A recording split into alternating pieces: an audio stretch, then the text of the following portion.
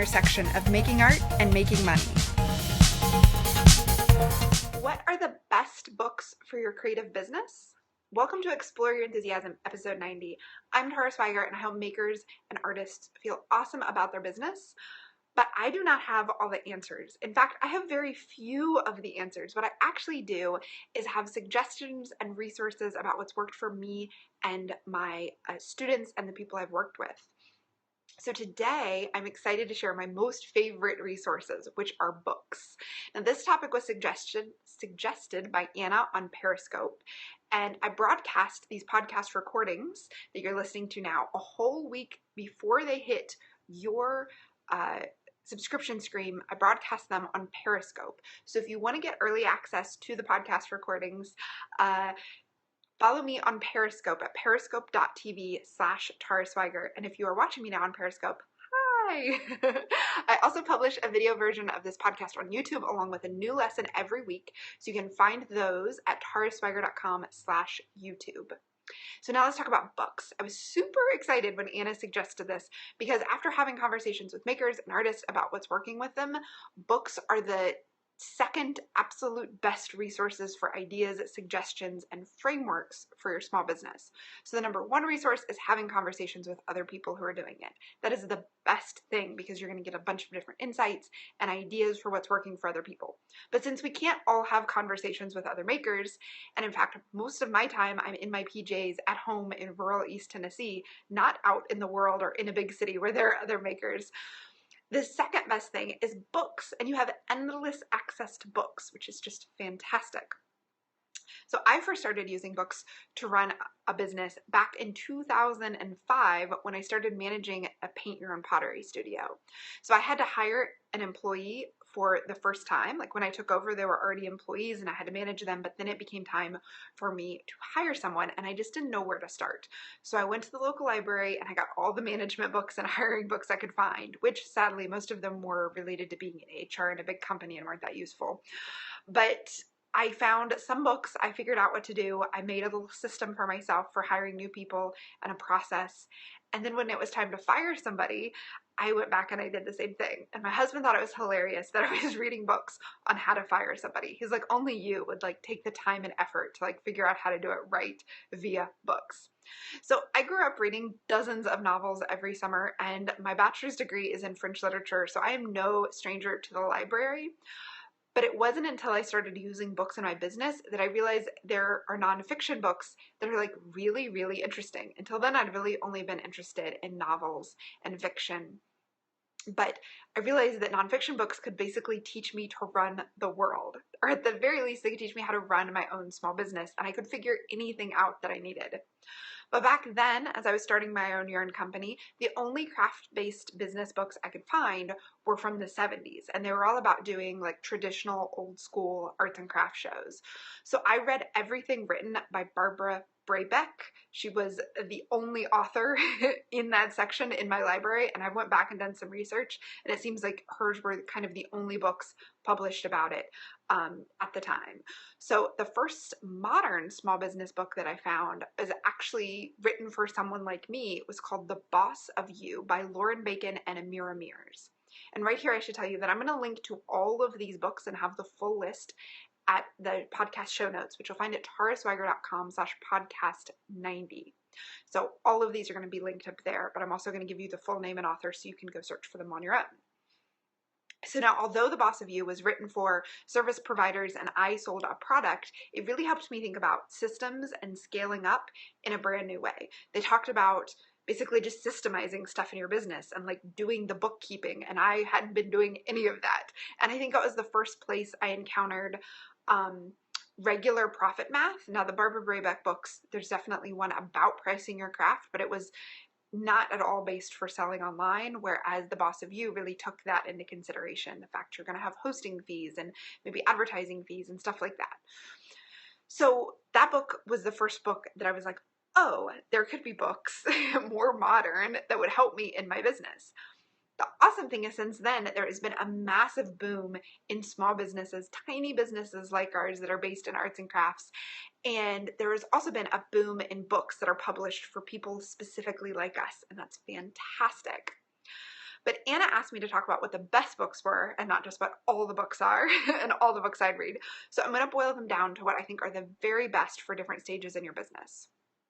So what I realized when I started making this list is that it's actually really hard to just say, here are the best 8 business books, because it really depends on where you are in your business and your business journey. Because I believe any book can change your life or help you see things in a whole new light, but it really depends on where you are if that book hits you right or not. So it's only going to be at the right time that a book is the best book for you. So The Boss of You, that book, was perfect for where I was at that time. But if I read it now, like 8 years later, it's not going to teach me anything new. So you're going to need different books at different stages of your business. So instead of just telling you the top 8 best business books ever, instead I'm going to suggest a book based on where you might be in your current business journey. And again, you can find links to all of this at taraswiger.com/podcast90. I will link to everything, all of these books, so that you can find them on Amazon. But a side note, I read 90% of the books I read from my library. So I'm a big believer in going to your library and getting these books checked out. Lots of libraries, especially in small towns, are networked with other local libraries. So even if your library doesn't have the biggest selection, it might be networked with other libraries that do. So go ask your librarian if there's a way you can get these books and figure out what the request system is like. That's what I use all of the time. A book is suggested to me, I look for it in my library database, and I request it, or I put a hold on it so that whenever it becomes available, no matter where it's at in the library system, it can come to me. Big fan of that. So I just wanted to show that here because I've linked to Amazon links in the show notes because I think that's the easiest for everybody around the world to find, but go look for it at your library. Okay, so let's get started on the 8 best business books for where you are in your business right now. So let's start from the very beginning. If you have absolutely no idea where to start with having specifically a craft-based business, and I mean you don't have a name, you don't have a web shop, you don't have anything, I strongly suggest you start with the Carrie Chapin, her 2 books. She has 2 books. Her first one, Handmade Marketplace, is going to help you get started very from scratch. Now, it is not written for somebody who wants to build a business. It's written for somebody who wants to start selling. Her second book is more about actually starting the business side of it, like building something sustainable and long-term. Now, I should warn you that I was quoted in the first edition of Handmade Marketplace, which was a total delight and thrill for me. So I might be slightly biased in suggesting that book, even though I've had many clients and tell me that they used that to very first get started.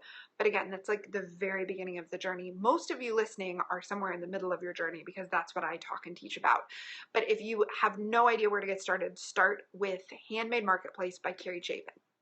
Now, if you're in the first year or so of your business and you want to get a little bit more businessy advice, like how to make it sustainable and long-term, and you don't have any money to start with, read The $100 Startup by Chris Guillebeau.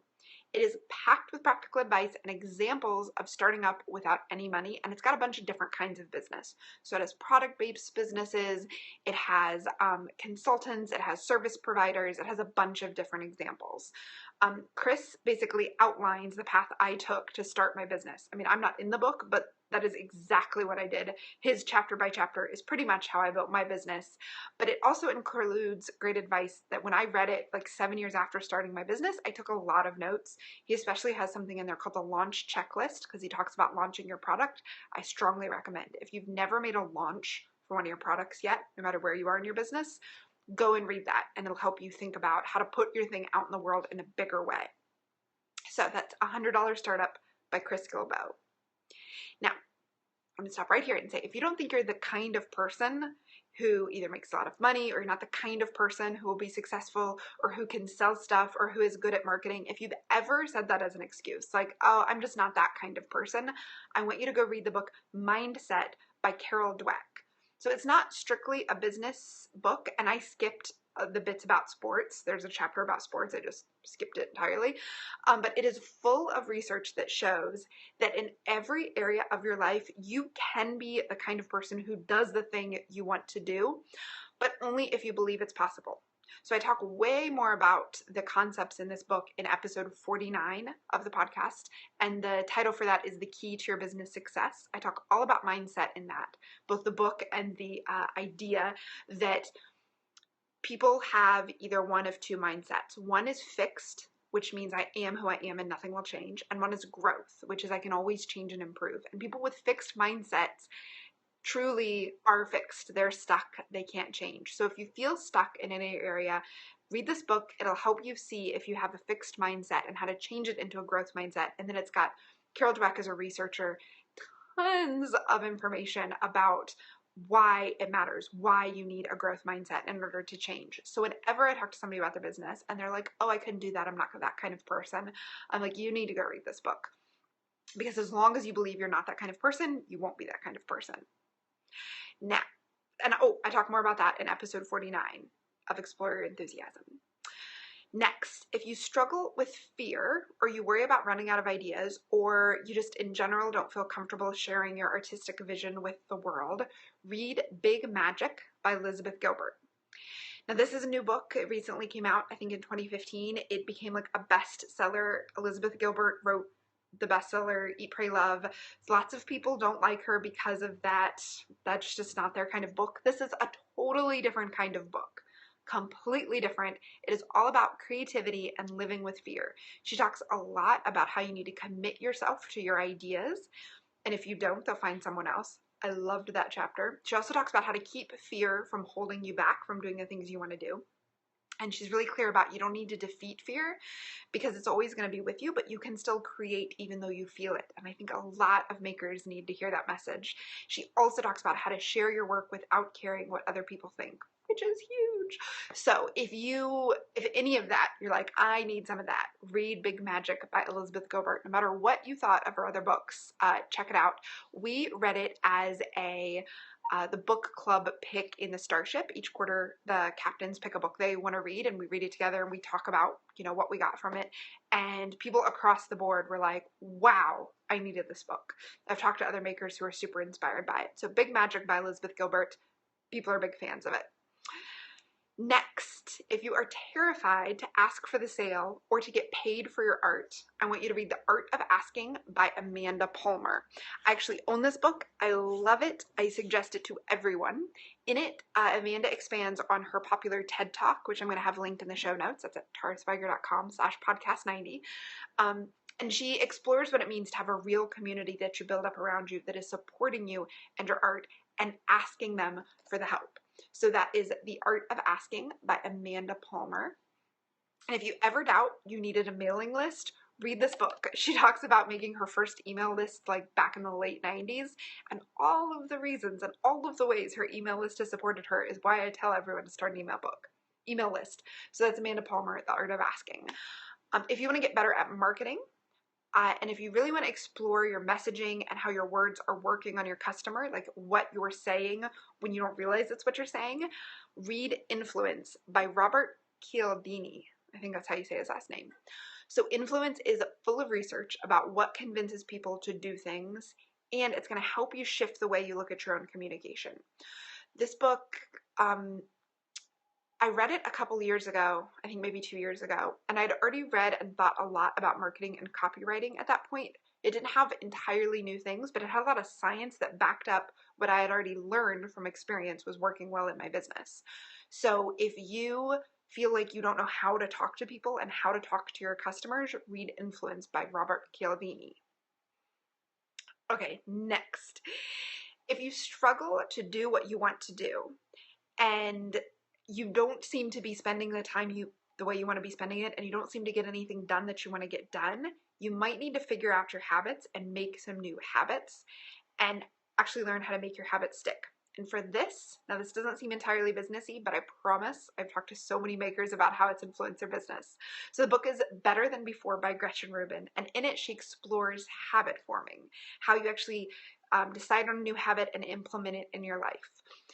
Now, this isn't like my best book ever. I don't love some of the bits of it, but I love the science. I love the research she does, and I love how much it's helped my clients and students change real things in their business that were holding them back. So my favorite part, the part that's inspired us most of all, is her discussion of the 4 tendencies. And in it, she talks about the 4 different ways that people react to outside expectations. So if you find yourself able to do something when you know someone's waiting on you, but not able to motivate yourself to do something, the 4 tendencies explains why. And I love it so much, I talked about it in a recent podcast. That was episode 61.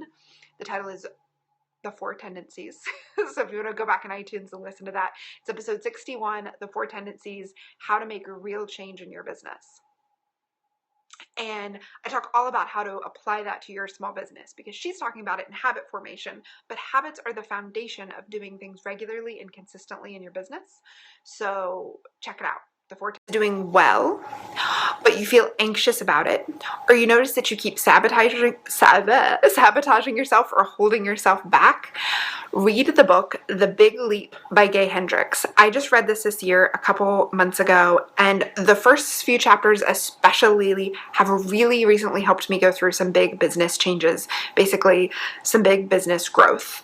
The book, The Big Leap, talks about why sometimes we react to growth by holding back, why we stop ourselves, why we sabotage ourselves, why we have a hard time pushing forward to the next level when we think it's what we want and yet we don't do the work to actually make it happen. He talks about it in a general life sense, like you might be doing this in your marriage or in your finances or in your career, but it totally applies to having a small business that is growing and changing. Since I read it, several Starship captains have been recommending it to each other as well. I've seen people talking about it and liking it all over the place. And as of this recording, I don't know how long this will be true, but I was looking for the link, and the Kindle edition is only 99 cents right now. So definitely check it out. The first few chapters especially I found really useful in identifying where I was slipping up, where I was holding myself back in growth, and then kind of moving past that.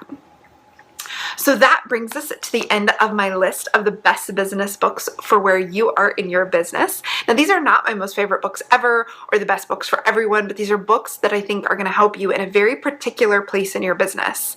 So I hope I suggested a book for what you're going through right now, but if not, let me know. I want to help you pick a book that'll work for you. So remember, you can find the links to everything I mentioned at taraswiger.com/podcast90. And if I didn't come up with a book that is right where you are in your business right now, tell me what kind of book you're looking for. Use the hashtag on Instagram, explore your enthusiasm, or tag me at Tara Swiger, and I will suggest a book for you. And if you use the hashtag explore your enthusiasm, all the other listeners are going to get to see your picture and get to know you, and it's a great way of connecting with people in the community. So far, we have over 500 pictures at that hashtag, which is super exciting. I look at all of them, comment on any questions people have. So if you need a book recommendation, post it on Instagram with the hashtag explore your enthusiasm. Make sure you spell it correctly. And if you enjoyed this podcast, be sure to sign up for access to these transcripts each week and more free weekly goodness at taraswiger.com/list. And you will be updated on everything new and awesome, and you'll get access to the transcripts if you want to get even more information on each podcast. Thank you so much for listening, and have an enthusiastic, book-filled, reading-filled week. Thanks so much for listening to Explore Your Enthusiasm.